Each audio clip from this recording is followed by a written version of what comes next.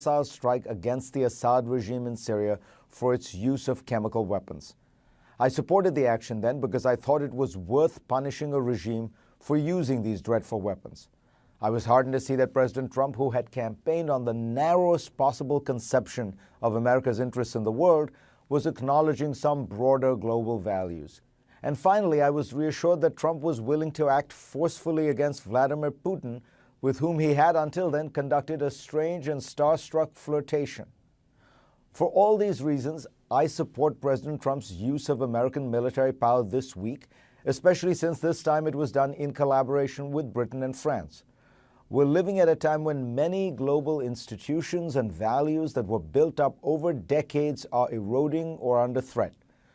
To have some action taken to even symbolically enforce the norm against using chemical weapons is worthwhile. But it does not change the reality about which I spoke at the time, that the administration still does not have a Syria strategy. In fact, you can see the incoherence in its approach by the fact that days before deciding on a military intervention in Syria, Trump announced that American troops were going to withdraw from Syria altogether. Trump's vacillation is simply a heightened version of the dilemma that the United States has faced from the start of the Syrian civil war. It has wanted to cheer on the forces of democracy. It has been dismayed by Assad's brutality. It has recognized the dangers of lawless areas in which Islamist radicals like ISIS can emerge. But it has never found a viable, moderate partner on the ground in Syria that was large enough or effective enough to have even a chance of becoming dominant militarily and politically.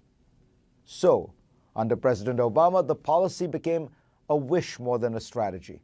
Announced that Assad must leave, but refrained from trying to actually make that happen with the massive and prolonged American commitments it would entail.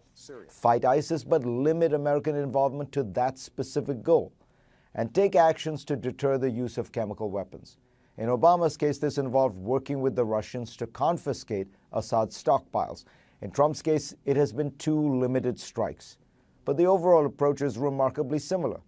Trump, like Obama, is wary of American involvement and yet can't completely stay away, so he has come up with a few discreet ways to use American power without actually getting much involved in the Syrian conflict. It is perhaps a sign of America's few options that on Syria, despite his protestations and his constant digs at his predecessor,